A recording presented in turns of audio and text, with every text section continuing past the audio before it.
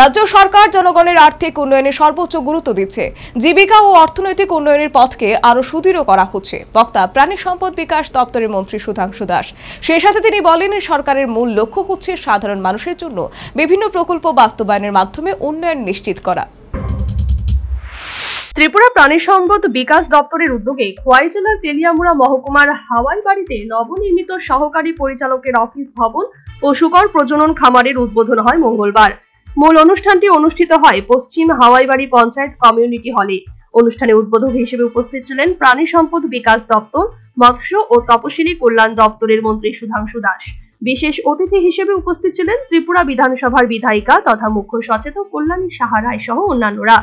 অনুষ্ঠানে বক্তব্য রাখতে গিয়ে প্রাণী সম্পদ বিকাশ দপ্তরের মন্ত্রী সুধাংশু দাস বলেন, বর্তমান রাজ্য সরকার জনগণের আর্থিক উন্নয়নে সর্বোচ্চ গুরুত্ব দিচ্ছে।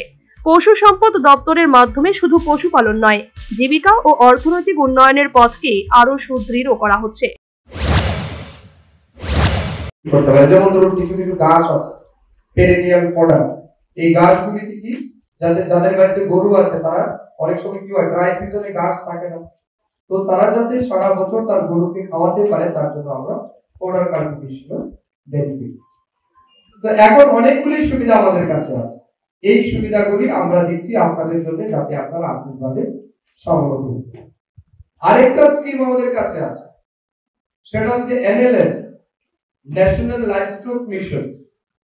এই ন্যাশনাল লাইভস্টক মিশনে আমরা বলছি, ধরুন আপনার কোনো প্রজেক্ট, আপনি বেকার, শিক্ষিত বেকার, আপনি এন্টারপ্রেনিউর হতে চান, আপনি আত্মনির্ভর হতে চান, এখন জমি আপনার আছে কিন্তু আপনি টাকা নেই বা আপনি উদ্যোগ গ্রহণ করতে পারছেন না বলে আপনি স্বাবলম্বী হতে পারছেন না, আমি বলছি ARTD সেক্টরে, লাইভস্টক সেক্টরে আপনি স্বপ্ন দেখুন, স্বপ্ন বাস্তবায়িত করার দায়িত্ব কিন্তু ARTD।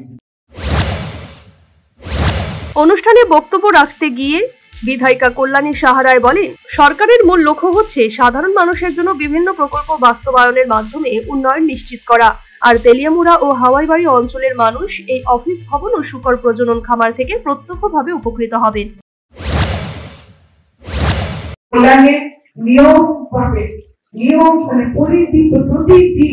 প্রত্যেকটি মানুষের কল্যাণে এই সরকার কাজ করছে এবং প্রতি ঘরে সুশাসন দেওয়া। আজকের দিনে মিটিং মিছিল করতে হয় না, আজকের দিনে আপনারা সরাসরি সরকার থেকে কোনো না কোনো দপ্তর থেকে আপনারা বেনিফিট পাচ্ছেন এবং সেটা ডাইরেক্ট বেনিফিট ট্রান্সফার, আপনাদের অ্যাকাউন্টে সরাসরি টাকা ঢুকছে। তো এই বিষয়গুলি অত্যন্ত ভাবার বিষয়। এর আগে এদিনের অনুষ্ঠানে উদ্বোধনী মঞ্চ থেকে 5 জন বেনিফিশিয়ারির হাতে প্রতীকীভাবে মোরগ ছানা তুলে দেন মন্ত্রী সুধাংশু দাস সহ অনুষ্ঠানের অন্যান্য অতিথিরা। Bureau report, news vanguard.